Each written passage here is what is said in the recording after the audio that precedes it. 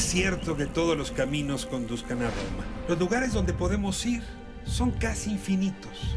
¿Ya decidiste dónde quieres ir hoy? Piénsatelo bien para no equivocarte. Toma en cuenta que el tablero de ajedrez ha cambiado.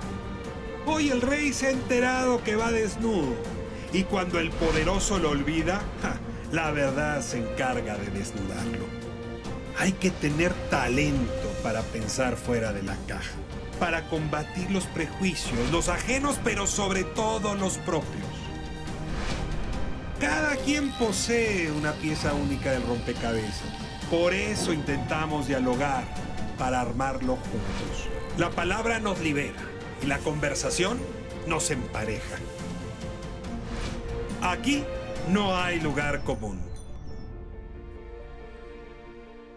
No hay lugar común con Óscar de la Borbolla. No sabes, Óscar. Qué placer tenerlo a usted aquí. Muchísimo gusto, muchas gracias. Contigo tengo un problema. Me cuesta trabajo clasificarte. Y creo que a ti también te cuesta trabajo hacerlo. ¿Ontológicamente o zoológicamente? ¿Cómo es eso? Bueno, sí, podría llenar ahorita tu ficha de pasaporte y nos pondríamos de acuerdo en algunos rasgos. Pero, a ver, ¿filósofo o pensador? ¿Escritor o maestro de literatura o literato? ¿Qué eres de todas estas cosas? Pues, ¿O por qué dices soy una y no la otra? Yo creo que soy todo eso, en una especie de collage mal embonado. Mal embonado. Mal embonado, Por suerte. sí, porque aunque trato de afinar las aristas para hacer un rompecabezas en el que más o menos me reconozca, de todos modos se apoderan de mí algunos personajes y a veces me porto como filósofo, de esos inenarrables e incomprensibles. Encarnado. No, me siento Heidegger, olvídate. Ah, caray. No, sí, no. Lo tuyo sí son altos vuelos. Sí, y a veces me gusta más ser un pensador como puede serlo Séneca o como puede ser Montaigne, que se meten con una tranquilidad y una facilidad a los temas más hondos y revelan cosas interesantísimas. Y este rol me gusta mucho. Y luego pues hago novelas, hago cuentos, he hecho poesía. Y de pronto despierto y soy profesor de filosofía con un grupo en la FES Zacatlán, con varios grupos en la FES Zacatlán. Déjame abusar de algún título tuyo. Filosofía para inconformes. ¿Hay filosofía para conformes? Pues mira, ese fue un título que resultó, aparte de todo, muy afortunado. Vino en algunos lugares a desbancar la ética para Amador, ¿no? Algunos profesores ¿Le ganaste de literatura. espacio Sabater? Digo que en algunos sitios se dieron cuenta que este Amador no es el representante del joven mexicano que tiene unos problemas y una situación económica muy diferente para que su papá le diga despierta baby en la piscina de Torremolinos. Acá en este texto hablo de cosas que tienen que ver con nuestra realidad y de una manera áspera. Entonces, por eso le puse ese título. Si no estás inconforme, ¿necesitas para algo a la filosofía?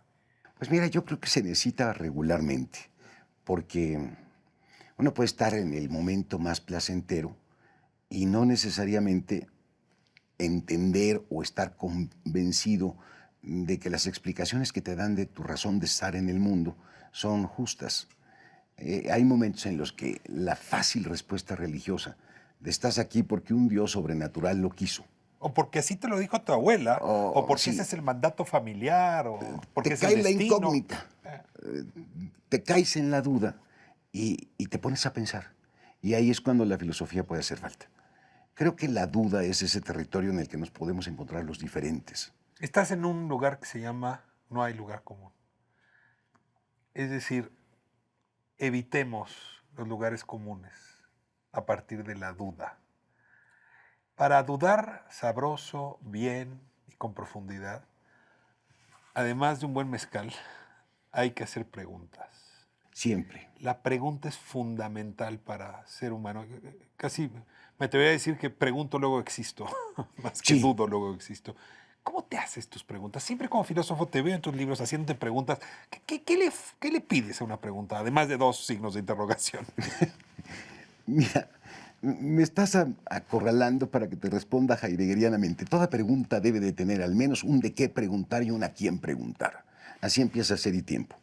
No, la verdad es que lo que es importante para la pregunta es que algo que esté delante de ti no te convenza. que algo no te parezca, Te que incomoda. algo te incomode. Entonces te preguntas por qué demonios está así. ¿Por qué una explicación que aparentemente goza de toda salud no te resulta convincente a ti?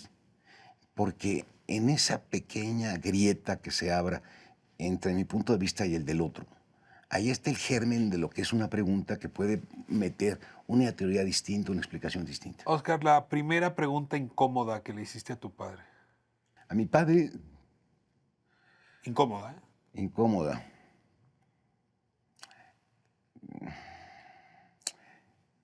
¿Por qué tú también te dejas el bigote?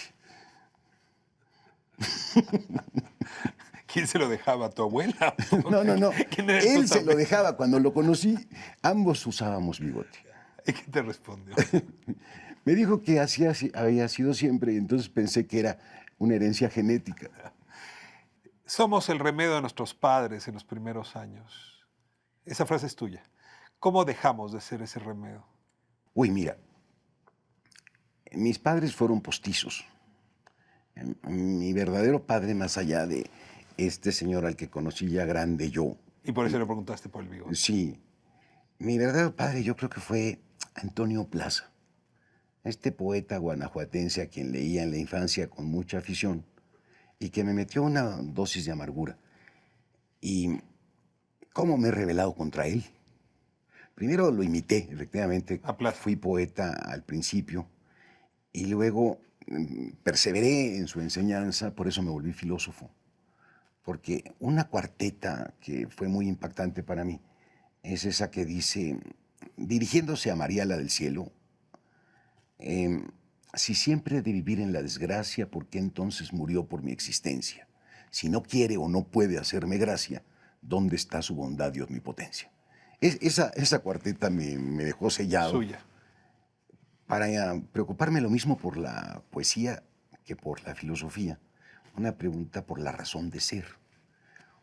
¿Cuándo me rebelé contra esto?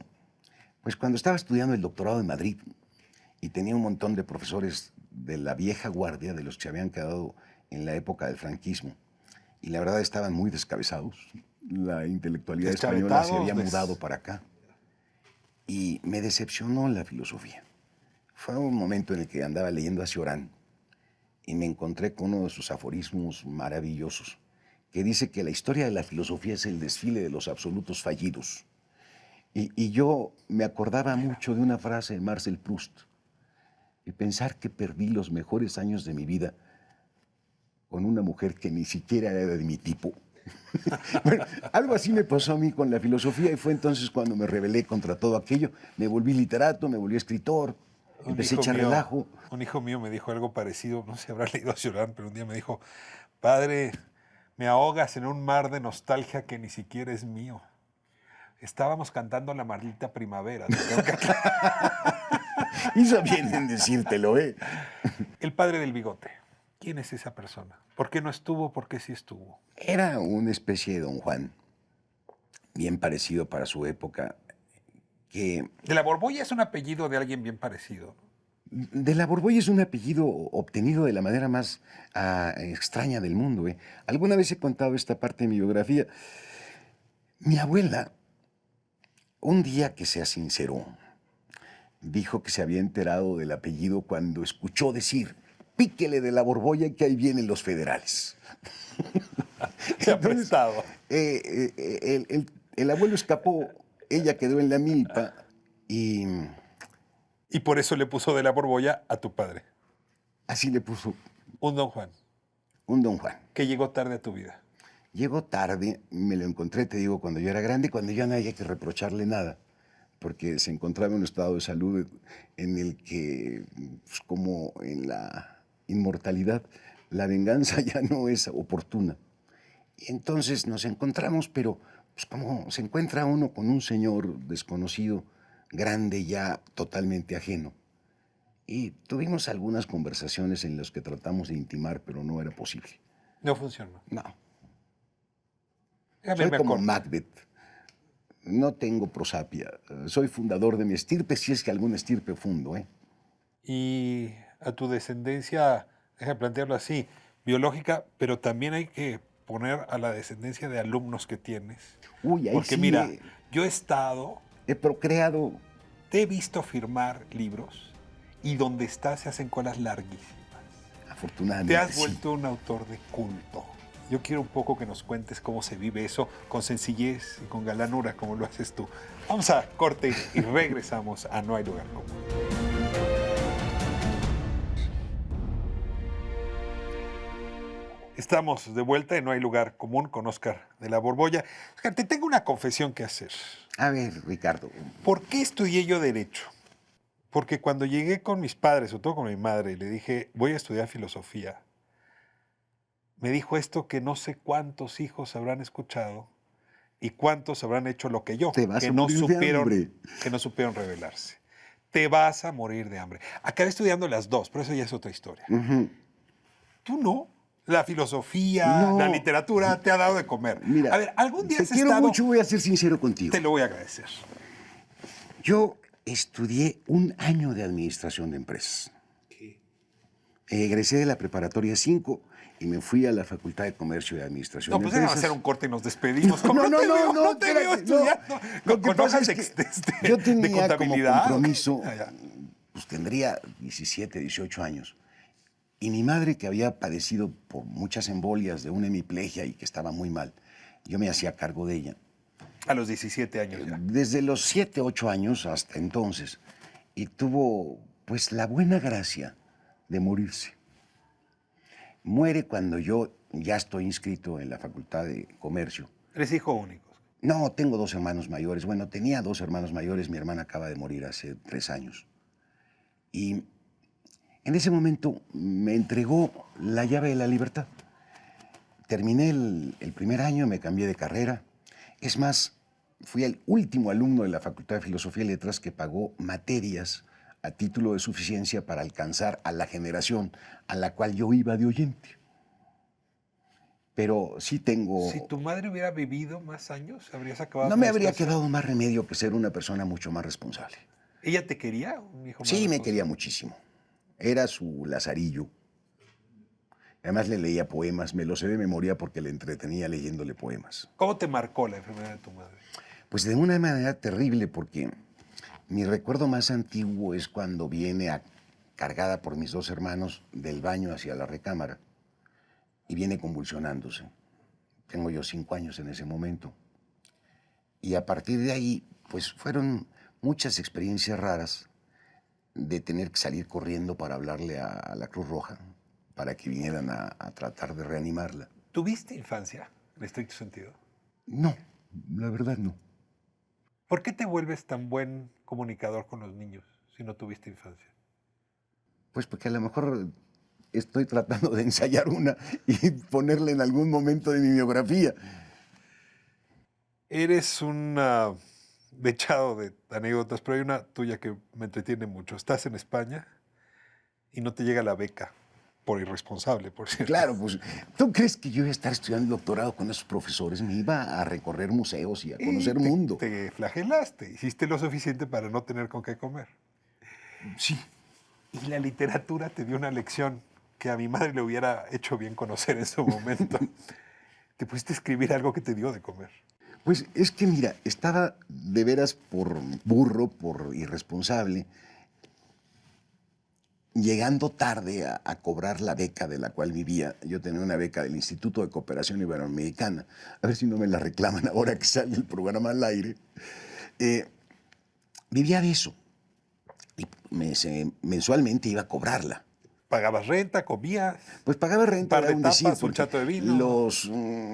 eran 20,000 pesetas, el hostal diario, el de media estrella, costaba 1,000 pesetas entonces tenía techo 20 días y sin comer, era una beca muy exigua. Pero de todos modos les tiraba y lograba vivir. Y me iba de viaje y volvía para oportunamente cobrar. Y un día se me pasó el tiempo y cuando regresé estaba cerrada la Complutense. Ya no había manera de ir a la ventanilla, no había manera de entrar. Y uno tiene la desagradable necesidad De comer y cosas. Y entonces, pues, ahí viene esta anécdota que está recordando, cuando me volví poeta de banqueta. A ver, Empecé- ¿cómo es un poeta de Pues un banqueta? poeta de banqueta, te agarras un metro cuadrado en la Puerta del Como Sol. los que venden Un metro cuadrado de hoy terreno en el bolsas Zócalo. o te venden cinturones. Sí. Tú vendías, Y ¿qué? junto a mí había unos pintores que llamaban la atención y yo ponía un poema en el piso. Y me lo pisaban hasta que un día la inanición, vete tú a saber qué, me inspiró. Y pensé que debería de poner un poema suficientemente llamativo. Y una manera muy evidente era quitarle vocales. Y escribí, nada hará la gran dama allá tras la casa clara, nada hará la larga para alzar la palabra, dará la daga alada callada la garganta, atará cada planta la máscara naranja. Y quién sabe cuántos versos más, porque era un soneto, eran 14. Todo con A. Todo con A. No hay E, no hay I, no hay No. O. Mataste el resto de las vocales. Digamos que las ausenté. ¿Y cómo te fue? ¿Te cayeron pesetas? Ay, por eso estoy aquí, No Ricardo. me digas. Cuando el O sea, primer... no se lo debemos a las otras vocales. Mira, cuando las primeras alpargatas madrileñas descubrieron que eso no era pisable, sino leíble, dieron un codazo al de junto, hicieron un redondel en torno del poema y me empezaron a caer los duros y las pesetas de aquel entonces y yo me levantaba, no te voy a decir qué toneladas de dinero, pero sí para conseguirme un buen vino Tetra Pak del Rioja, por supuesto, un pincho de tortilla española y viví pues gigolizando a ese poema. Gigolizando. Sí.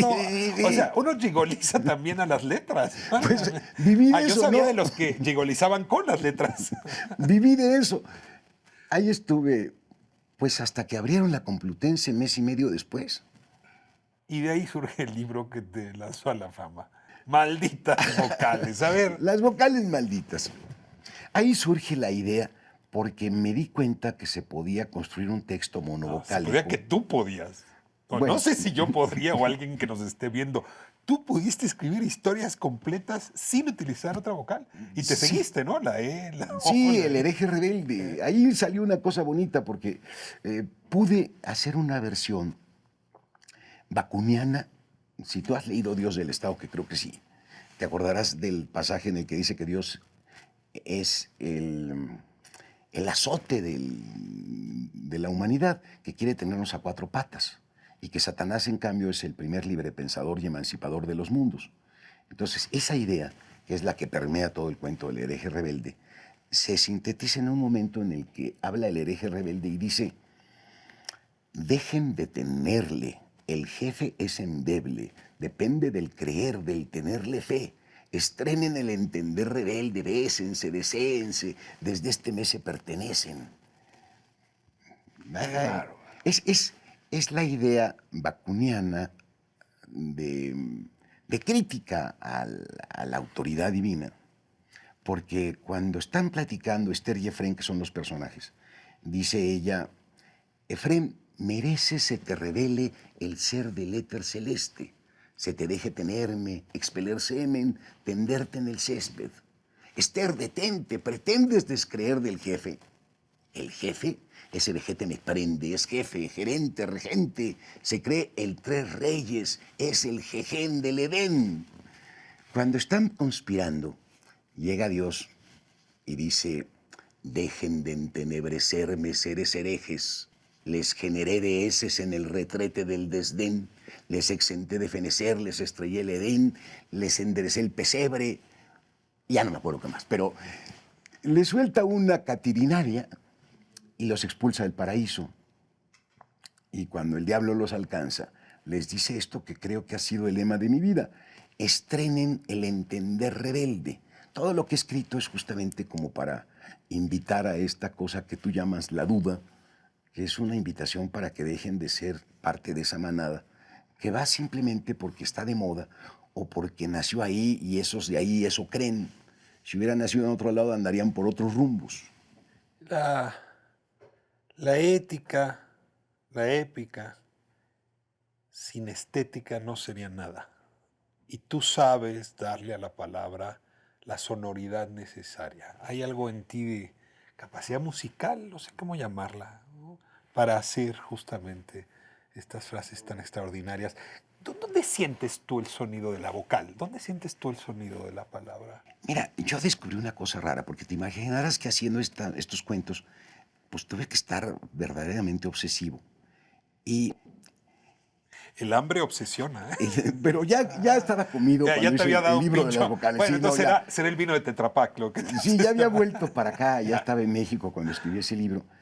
Pero, por ejemplo, andaba yo buscando una temática en cada uno de los cuentos que fuera la misma. El de la A había salido amoroso y quería que el de la E también lo fuera.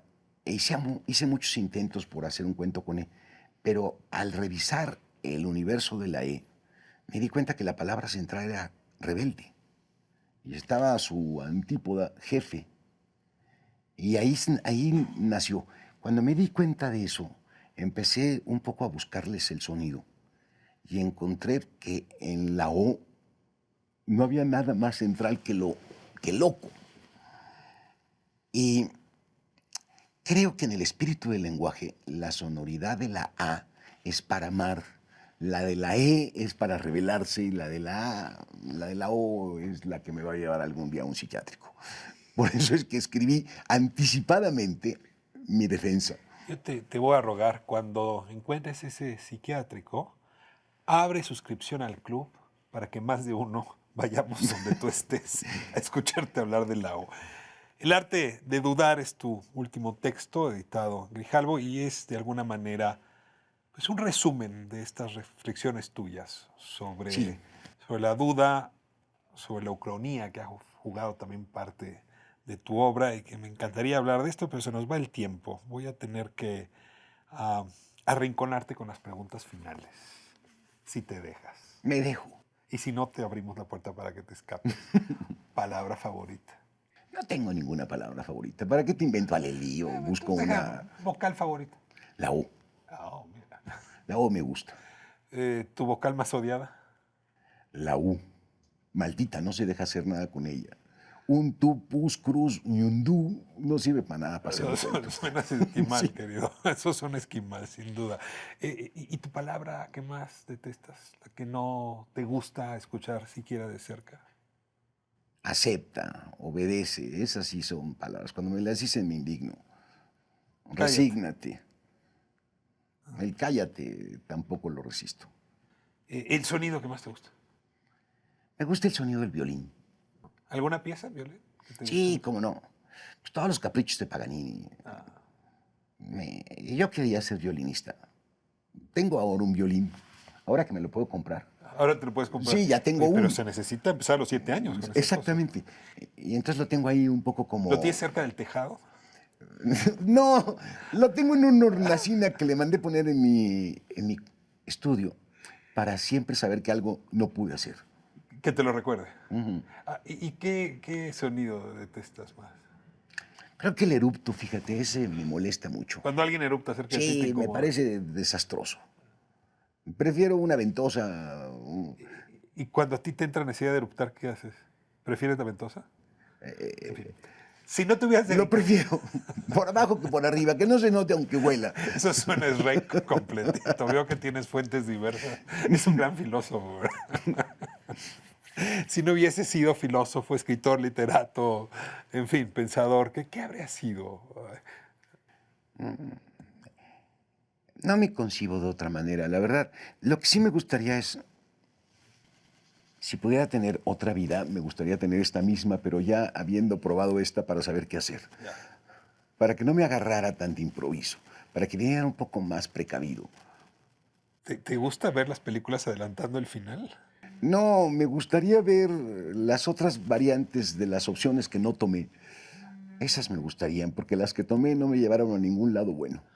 Bueno, pues ya me hablaste de el jefe y el demonio. No sé quién de los dos quieres que te reciba después de vivir esta vida, pero sí me gustaría que me dijeras qué te gustaría que te dijera. En el más allá alguien, Ah, hay un autor que a lo mejor conoces, es un premio Nobel muy viejo, Jarp Park Lagervist. primera noticia. Es muy, muy raro, Lagervist. Tiene un libro que se llama Una eterna sonrisa. Y cuenta cómo está la humanidad allá, en el más allá. Y cada uno empieza a contar su historia. Y al rato, el que habla encuentra un montón de gentes que son como él y se reúnen en un grupo. Y hay como muchos lunares en una inmensidad.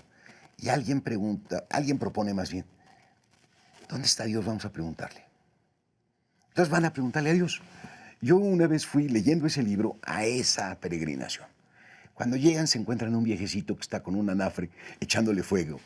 Y cuando los ve, deja de echar fuego, pero sigue con el tic. Y le preguntan, ¿para qué? Y el otro se los queda viendo y dice, he hecho lo mejor que he podido. Y la humanidad se da media vuelta. Yo esa respuesta ya la recibí. Quisiera saber la respuesta a la pregunta ¿para qué? Has hecho lo mejor que has podido. Gracias por tu generosidad. No, Ricardo, gracias a ti por esta difusión, es maravillosa. Haces lugar común. Y por cierto, se siente calor cuando lo haces. Muchas gracias por lanzar el carbón a la náfara. Muchas gracias. Próximo sábado, 7 de la tarde, ADN 40. No hay lugar común. No se lo pierdan.